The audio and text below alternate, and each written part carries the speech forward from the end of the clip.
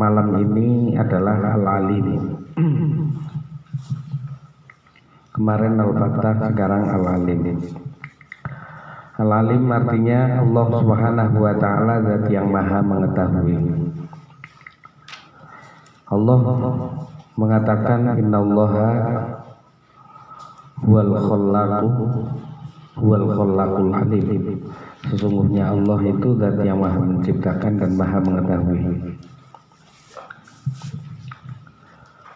Wallahu la ilaha illa huwa alimul ghaibi wasyahadah huwar rahmanur rahim. Allah adalah zat alimul ghaibi wasyahadah, mengetahui yang gaib dan yang nampak. Huwar rahmanur rahim, dan dia adalah zat yang maha pengasih lagi maha penyayang.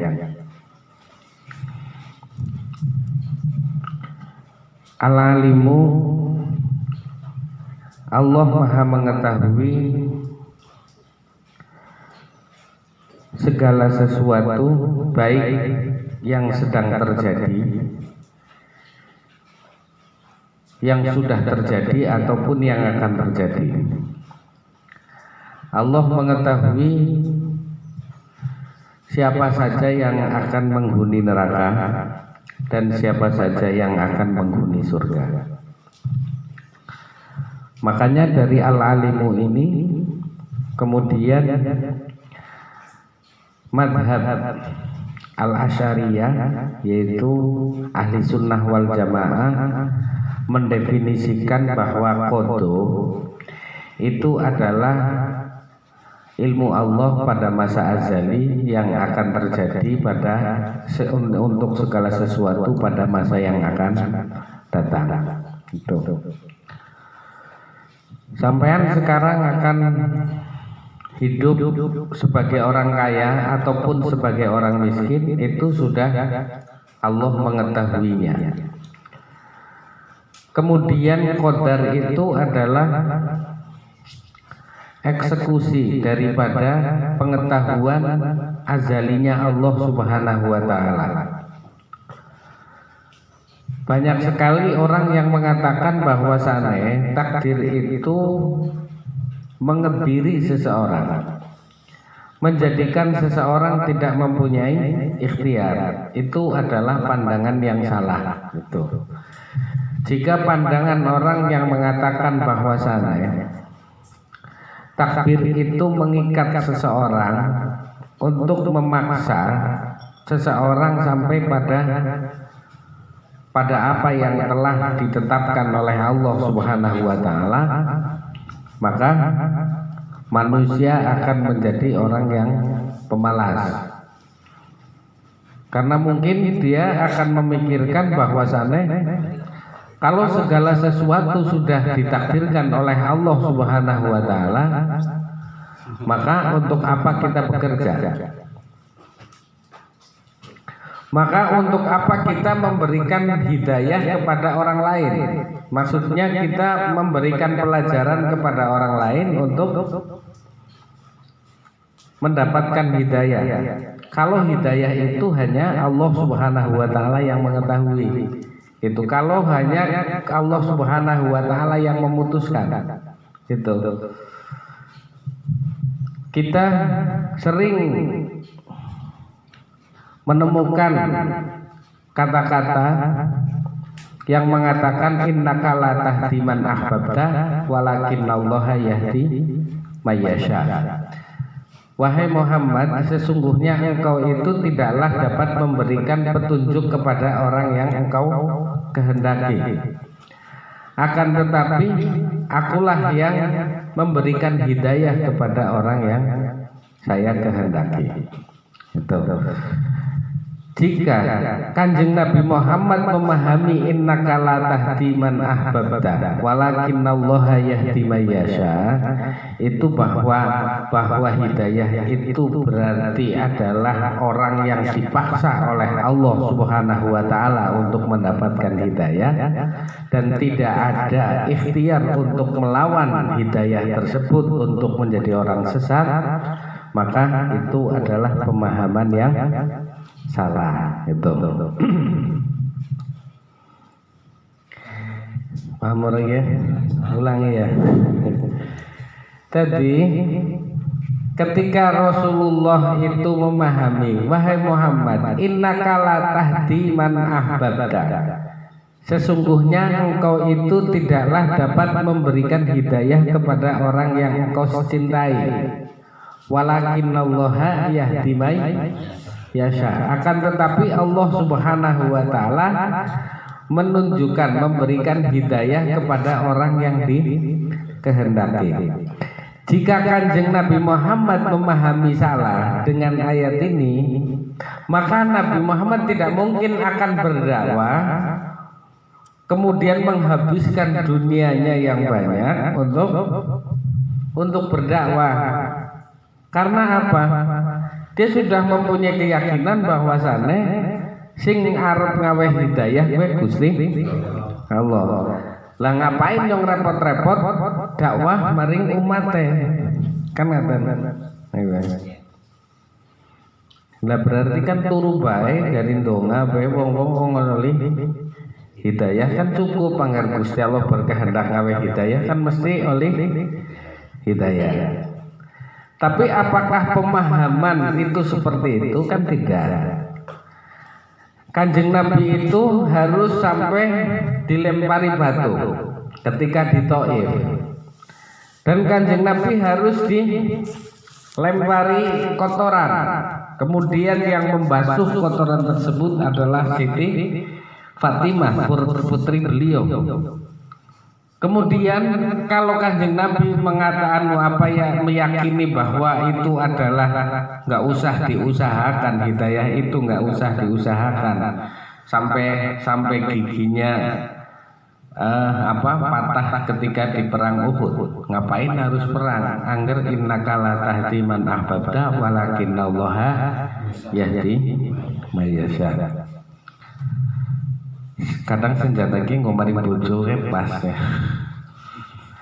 Teneng ora dadi Pak takdir.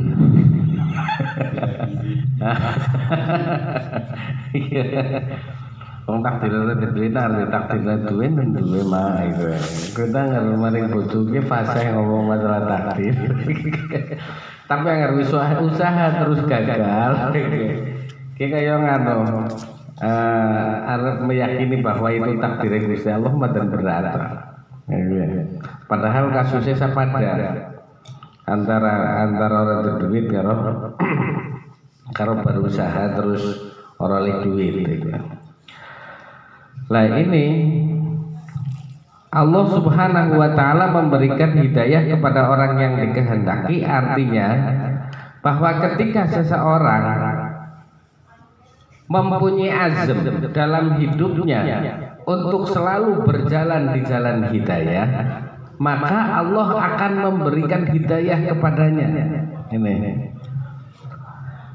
Ketika seseorang mempunyai orientasi, mempunyai ketetapan batin untuk selalu berjalan di jalan hidayahnya Allah Subhanahu wa taala, maka Allah akan memberikan hidayah kepadanya. Jadi yahdi may yasha, Allah memberikan petunjuk kepada orang yang dikehendaki. Siapakah yang dikehendaki oleh Allah? Dialah yang menghendaki untuk mendapatkan petunjuk dari Allah Subhanahu wa taala. Paham betul ini? Jadi siapakah yang dikehendaki Allah Subhanahu wa taala? Dialah yang mau menggali ilmu-ilmunya Allah Subhanahu wa taala. Dialah yang mau menggali hukum-hukumnya Allah Subhanahu wa taala sehingga berjalan di jalan hukum Allah Subhanahu wa taala. Ini adalah orang yang mendapatkan hidayah. Lah siki dadetan hidayah.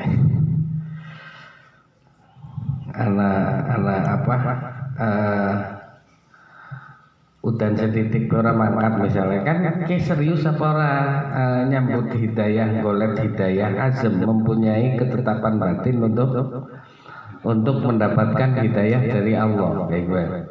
Lah ketika orang serius ya dengan Gusti Allah orang Ora serius. Ngapain nunggu ora serius nyong ya ora serius iki nganang-nganane kan itu ya.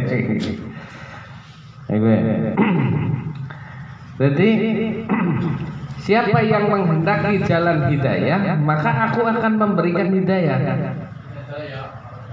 Jadi Allah mengatakan yudillu mayyasha wa yahdi mayyasha. Allah memberikan menyesatkan kepada orang-orang yang dikehendaki dan memberikan hidayah kepada orang yang dikehendaki. Berarti angger Gusti Allah menyesatkan maring wong sing dikehendaki itu adil apa ora?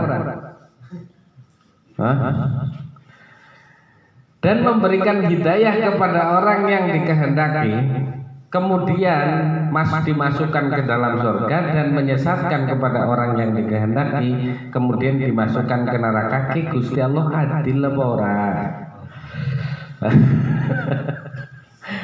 Ora ya. Lah berarti kan pilih kasih, ya Bu ya, makasih.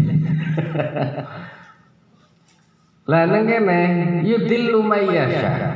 Allah menyesatkan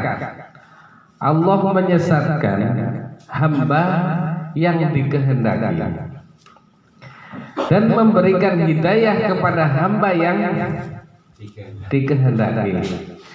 Kemudian wong yang Gusti Allah sing nyesatna kok nglebokna maring neraka. Kemudian Gusti Allah sing ngawe hidayah kok nglebokna maring surga. Kayak gue. Keadilane Gusti Allah maring wong sing desesatna nang ndi?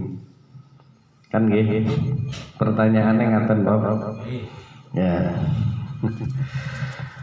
Lagi besok wong arep pada komplain, panjenengan ya Allah, sampean kan menyesatkan kula, dadine kula ahli neraka. Maka panjenengan ora adil, Gusti Allah kan langsung ngomong maring wong sing ngomong kuwe bahwasane apakah sampean kowe pernah ngerasa dipaksa ora tegeret maring bar kowe. Mboten nggih.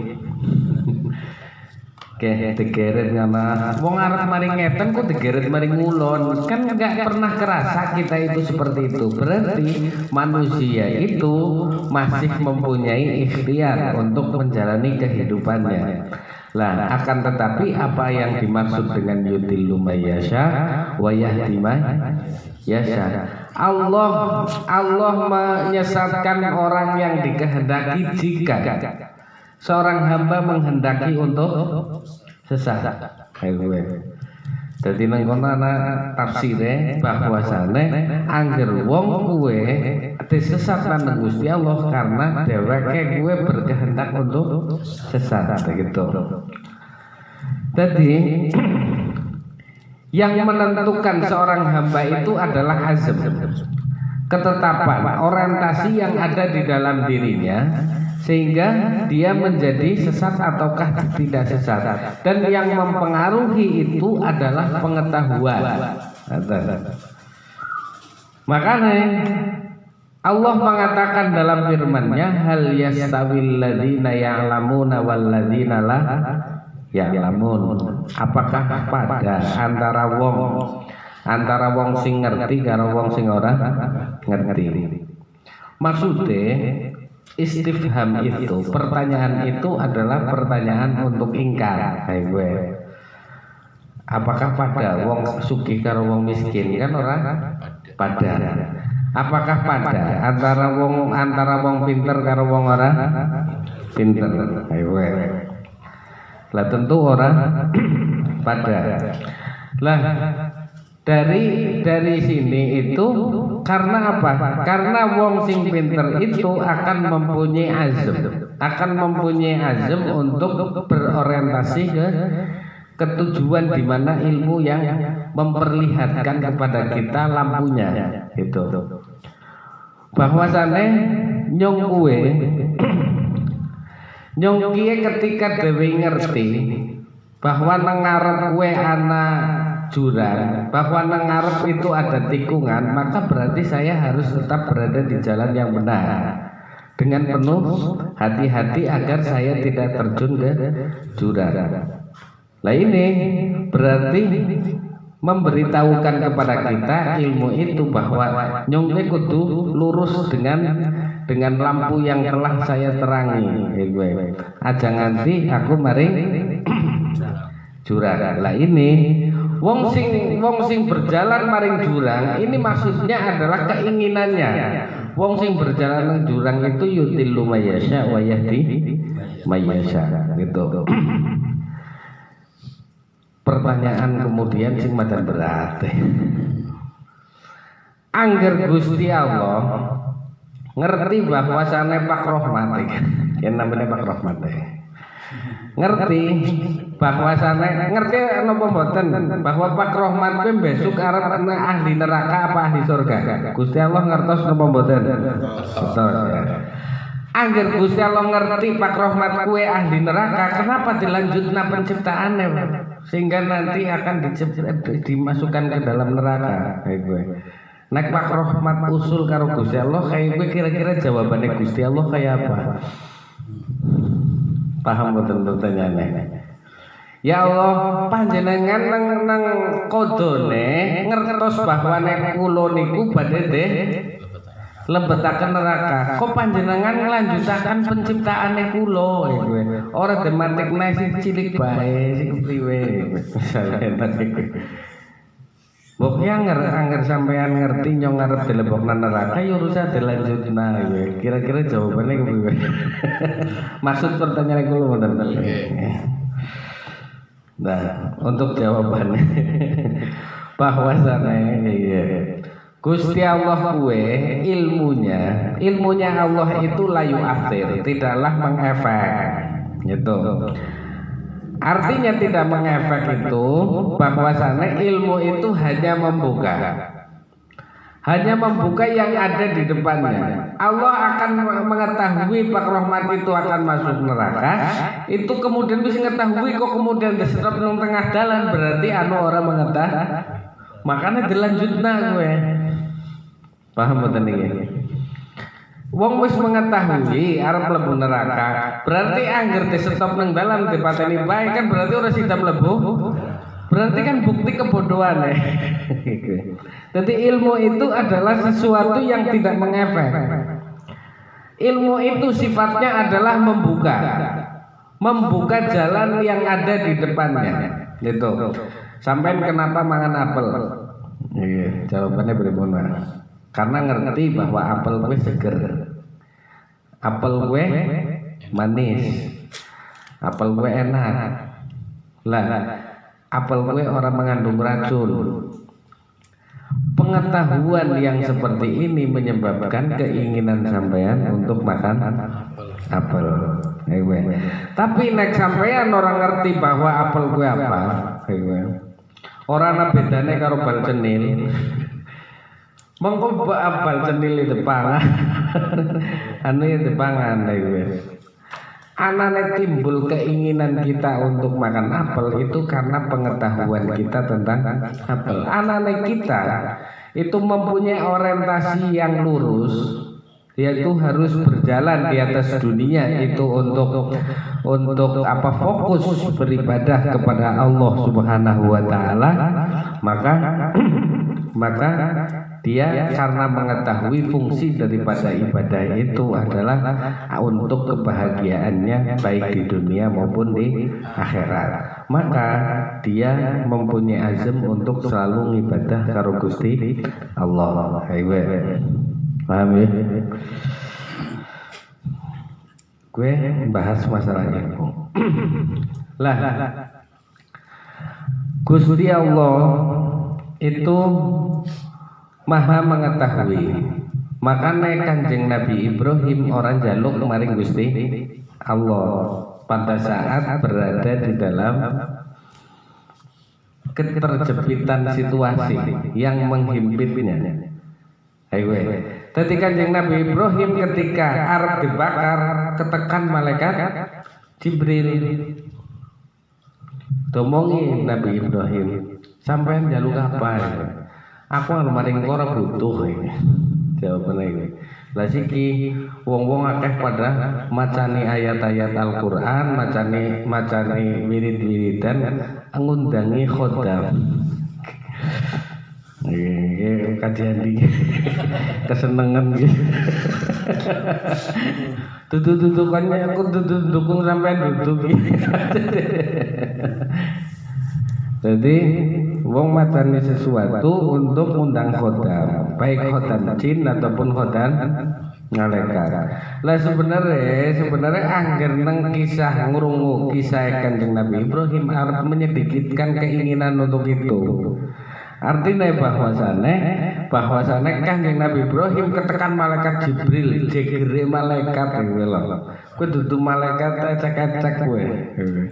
Jegere malaikat sing teka terus menampakkan kepada Kanjeng Nabi Ibrahim, kau butuh apa ya? Amma anta la ahtaju. Adapun kepadamu aku tidak membutuhkannya. Lah angger maring Gusti Allah kepriwe? Angger maring Gusti Allah wis luwih ngerti kondisine nyong. Ngapain aku njaluk? Makanya Ibnu Athaillah Al-Iskandari dalam hal ini mengatakan tolabuka ilaihi ittihamun lah. Permohonanmu kepadanya adalah prasangka burukmu kepadanya. Oke, setuju apa ora? Hah? Bingung ya? Iya, londokan bae. Tola buka ilaihi ittihamun lah. Ketika sampean arep nyelongop cangkem ya. Nyelongop cangkem untuk mengatakan ya Allah berilah rizki kepadaku. Ya Allah berilah keselamatan padaku. Kue kemudian akhirnya mempengaruhi Gusti Allah untuk menyelamatkan sampean apa ora? Angger sampean ngerasa bahwasane angger nyong ora nyelongop kayonge ora dewe ora dean kan iki. Ora direspon ora. Berarti permohonanmu kepadanya itu adalah prasangka burukmu kepadanya. Tapi ketika permohonanmu adalah lidzuhuri ubudiyyatika ilaihi, karena nampaknya rasa kehambaan yang ada di dalam dirimu, aku ki ora kekuatan kecuali aku kudu ngadu. Entah ngadu arep dikabulna apa ora, aku kudu ngadu karena aku wis ora kuat untuk lidzuhuri ubudiyyatika ilaihi, untuk menampakkan rasa kehambaanmu kepada Allah Subhanahu wa taala. Tapi aja nganti asal aja nuduh. Kalau Gusti Allah ki angger nyong ora salat wengi. Ki kayonge ora dikabulna ora kowe. Ki angger nyong ora salat hajat ya ora dikabulna ora.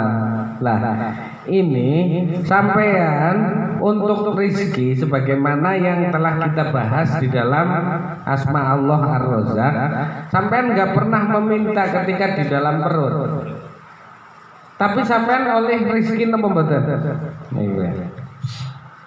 Lah kemudian ketika sampean berkeyakinan bahwa orang nyelongo benyong kemudian akan mempengaruhi Allah Subhanahu wa taala untuk tidak diberi, maka ini adalah satu kesalahan dalam keyakinan. Bahwa kita itu melahirkan ya Allah, ya Allah, ya Allah itu karena kita itu menampakkan rasa kehambaan kita di hadapan Allah Subhanahu wa taala. Sing lemah mesti fitrah arep sandaran maring sing kuat. Sing fakir mesti fitrah arep sandaran maring sing sugih. Sing sakit sing apa? Sing sehat sing sakit mesti arep sandaran kepada yang memberi kesehatan. Makanya donga gue walaupun sederhana mesti gue kudu te ilmu nih. Saya bertanya kepada sampean, kenapa sampean donga? Karena diperintah sebagai bukti ketundukan kita kepada Allah Subhanahu wa taala, maka kami menjalankan perintah Gusti Allah. Ketika sudah menjalankan perintah Gusti Allah, kok sampean berhasil, syukur napa mboten? Syukur. Berarti wis donga kok wis syukure luar biasa. Ora dekabulna kesuwun napa mboten? Hah? Berarti kan dongane karena perintah nafsu duduk perintah Gusti Allah. Iya. Buktinya apa? Buktinya anggar ora dikabulna kesuh. Lah tapi anggar menjalankan perintah Gusti Allah, kemudian kita merasa bahwasannya perintahnya Allah itu sudah kami jalankan dan itu adalah sebuah anugerah dari Allah Subhanahu wa taala, maka yang terjadi di dalam batin kita ketika setelah berdoa adalah syukur bisa berdoa. Syukur bisa donga ke syukur pol. Angger wis ngerasa syukur bisa donga, kue arep orang nuntut keterijabahan sebuah donga. Anane keterijabahan sebuah doa itu adalah anugerah kedua setelah kita dapat menjalankan perintah Allah Subhanahu wa taala. Jadi Ibnu Athaillah itu talabuka ilaihi ittihamullah wa talabuka ilaihi ila ghairihi itu libu'tika ilaihi, dan permohonanmu kepada selainnya itu adalah bukti daripada jauhmu kepadanya. Jauh seorang hamba kepada Allah kuwi njaluke dudu maring Gusti Allah. Pertama ngomongnya talabuka ilaihi ittihamullah, terus tolak buka ilah werihi, apa artinya? Miki libu dika ilaihi, permohonanmu kepada selainnya itu adalah bukti daripada jauhmu kepadanya. Nyak pertama maring makhluk, nyak sing nomor loro maring Gusti Allah. Misalnya nyong dua hajatan, Allah apa nyong butuh rizki. Nek sampean lagi sholat hajat, kemudian jaluk rizki maring Gusti Allah. Kue sing mlebu maring pikiran Gusti Allah entah buh jalan sekang di mesti ala paweh rizki apa ngemut-ngemut batire sing sugih. Kising duit sekian gimana? Angger langkahnya angel ya, kayaknya orang-orang tersolusikan. Jadi kayaknya tah apa menuju maring Gusti Allah, tapi pikirannya sing sebelah itu mengatakan lagi goleti siapa ya kira-kira korbannya. Korbannya sama maning ya. Nah ini maka ulama itu ketika memohon kepada Allah untuk ketika mohon disekamutane kasih sayangnya Gusti Allah buh mengko tekane sekang ndi sora urusan iku. Lah adapun sewise donga kuwe, lah ngan sewise donga kuwe ge nyong juga sewise donga kon jalani sunatullah. Kon golet-golet lah itu tembengnya. tapi hasil lapor hasil terserah Gusti Allah itu. Lah ini Gusti Allah Maha Al-Alimu. Al-Alimu itu bahwa Allah mengetahui apa yang akan terjadi untuk kita. Saya sedang berjuang, kata Kanjeng Nabi Ibrahim, saya sedang berjuang di agamanya. Saya sedang menghancurkan berhala-berhala. Yang memberikan rizki itu Allah Subhanahu wa ta'ala. Akan tetapi mereka menyembah kepada selain Allah.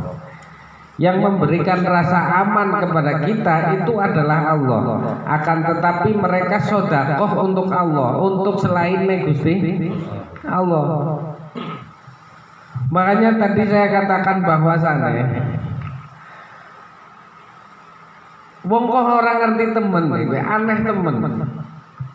Sing ngaweh rezeki Gusti Allah, sedekah nggo seliyane Gusti Allah. Tujuan untuk melakukan sedekah itu untuk selain Allah Subhanahu wa ta'ala. Ini kan wong aneh. Rezeki dari Allah Subhanahu wa ta'ala. Kemudian sedekah itu karena menungsa. Contoh kayak gini. Nyongke angger orang ngaweh sumbangan maring masjid dia 1 juta nyong isin karo wong liya. Berarti keke karena Gusti Allah apa karena wong liya? Lah mestinan kudu isin wong sing ngaweh rezeki be Gusti Allah kok ngaweh sedekah karena menungsa.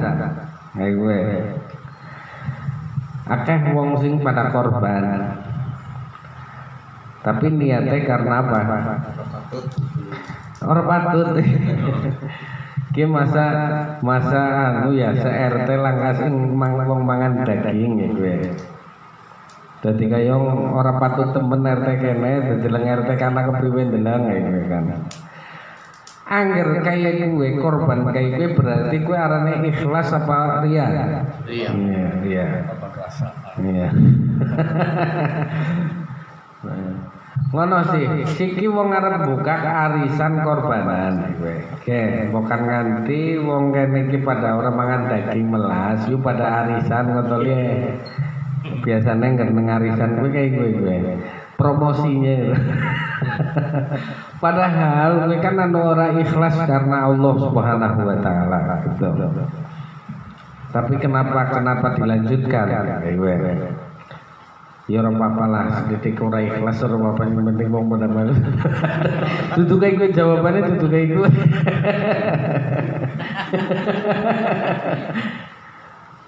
Lah iki angger wong biasane wong dhewekan kuwi ikhlas, nyong lebih potensi untuk ikhlas. Kae kowe. Tapi kemudian di anak arisan gembokan melas wong RT kene ora pada mangan daging. Kan iki dudu korban karena Allah Subhanahu wa taala, akan tetapi karena RT kowe. Karena mbok dideleng nang RT liyane bahwa melasi temen kene ora ana korbanan. Berarti oleh ganjaran apa ora? Ganjaran.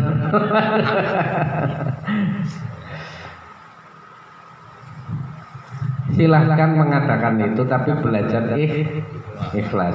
Makanya kewajiban bagi RT adalah menerangkan wargane kon bisa ikhlas. Kewajiban bagi RT gue. Karena bukan melas wis pada kon urunan korbanan orang ikhlas ora apa-apa. Berarti kewajibannya RT di samping kon pada arisan korbanan juga nerangna kepriwe wong kon bisa ikhlas. Kuwi kewajiban. Angger ora berarti RT-ne sing dosa. Carikan.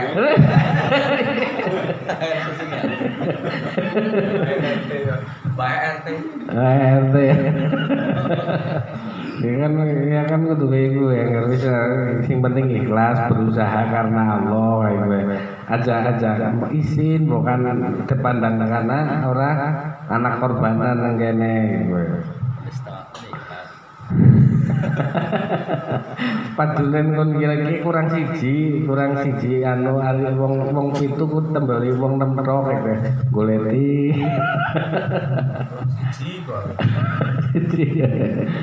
Nah ini juga kita itu tidak berarti tidak ikhlas itu.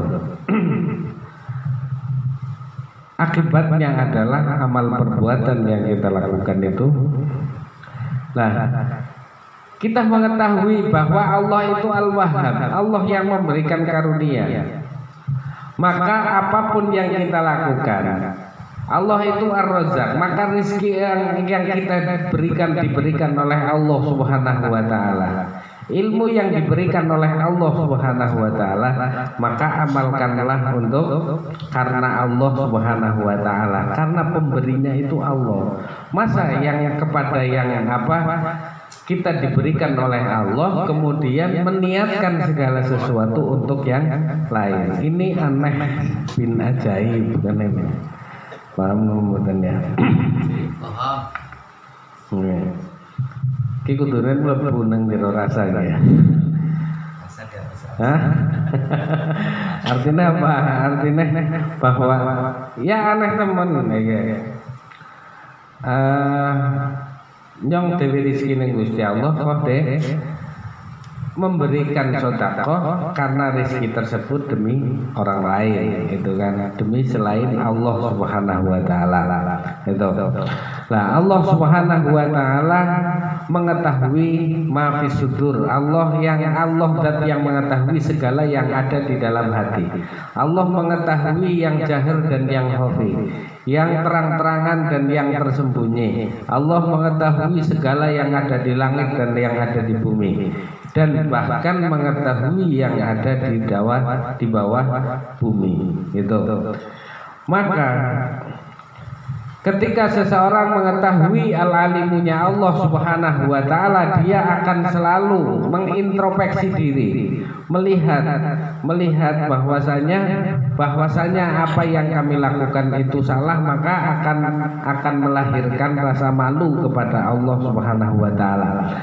Kemudian ketika kita diberikan oleh Allah sesuatu, maka kemudian kita harus bersyukur kepada Allah Subhanahu wa taala. Jika kita tidak bersyukur kepada pemberinya, maka kita akan merasakan malu karena Allah Maha mengetahui apa yang ada di dalam hati. Paham betul ini? Sampai ketika oleh duit 5 juta, bahagianya karena duit 5 juta apa karena sing ngaweh 5 juta?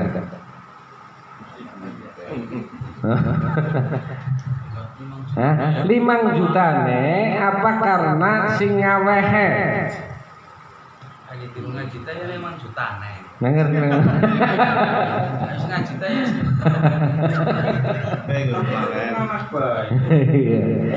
Tadi ya. Tadi iya. Iya. Lah kowe pada bae karo sampean mertamu maring batire sampean sing banget ing akrabe. Kok kemudian dideleng tangane gawa cangkingan napa mboten? Ketika orang gawa cangkingan kemudian kancane mempunyai sambutan yang berbeda, sampean mesti arep tersinggung. Berarti dia itu bahagia dengan kedatangan saya karena cangkingannya dudu karena datangnya kan begitu. Gini mboten niki. Maka ketika kita merasa, ketika kita diberikan sesuatu oleh Allah, ya Allah sampean masih eman maring kula, alhamdulillah. Karena esih eman maring, berarti fokusnya kowe maring pemberine dudu maring duite, maksudnya kayak gue. Ki ora umum kan misalnya. Sampai nganger posisi bahagia nang duite berarti akeh batire, Pak. Suka akeh batire pas titik. Urusan lanyung bahagia karena duite akeh batire iki. Sing bahagia karena sing gawa takur kajadi tok. Bumbuan temenan apa ora? Iya.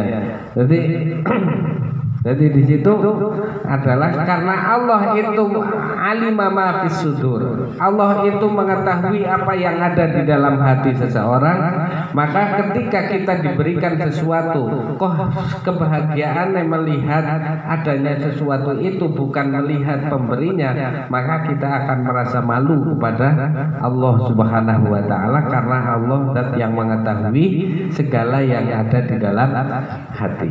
Itu. Mohon maaf ya Allah, akhirnya astagfirullahaladzim. Itu. Nah, untuk al-alimunya Allah itu kan banyak banget.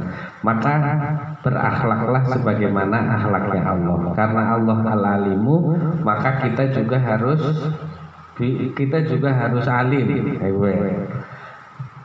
Dan kealiman kita itu adalah tergantung kemuliaannya, tergantung objek.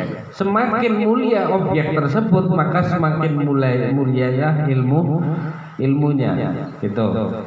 Dan tidak ada yang mulia yang lebih tinggi daripada ma'rifat kepada Allah Subhanahu wa taala. Maka bagi orang yang sedang mempelajari untuk kepada Allah, untuk sampai kepada Allah, baik sifat-sifatnya, perbuatannya dan lain sebagainya, maka ini berarti karena objeknya adalah sesuatu yang paling mulia, maka ini adalah dia sedang mendapatkan kemuliaan yang tingkat tinggi gitu. Suka jika nggak sampean misalnya anak pengajian Asmaul Husna terus dengan sampean narap duit 10 juta, kira-kira milih ini iya nang tangan 10 juta bagi khusus lo sampean usora bakalan ngene bakalan corona ya Pak tadi. Ya orang sing ngawes apa ora ngerti, mungkin kan besok kan Dajjal itu kan dia kaya sekali dia akan membawa siapa yang masuk ke surganya maksudnya kenikmatan sing aneh kan ana wong tertarik mari ana kuwi berarti mlebu nang surgane Dajjal gue. Nah kira-kira atine sampean angger ana posisi iki sedurung Dajjal tekan ya. Sedurung Dajjal tekan. Ya. Kita kur pandangan tok sing pandangannya kayak Dajjal. Nengena Asmaul Husna, neng tanggane ana wong sing bageni kontan rusak kok nyaur kowe. Bayangna nek asli bae. Mesti atine sampeyan sik aku ora mungkin ngene mesti abot ngene. Ora mungkin buarep kaya ngapak lagi mesti mari ngene. Kowe berarti yang sampean berada di akhir zaman besok ketika munculnya Dajjal mesti arep gelem mlebu nang surgane Dajjal. Allahumma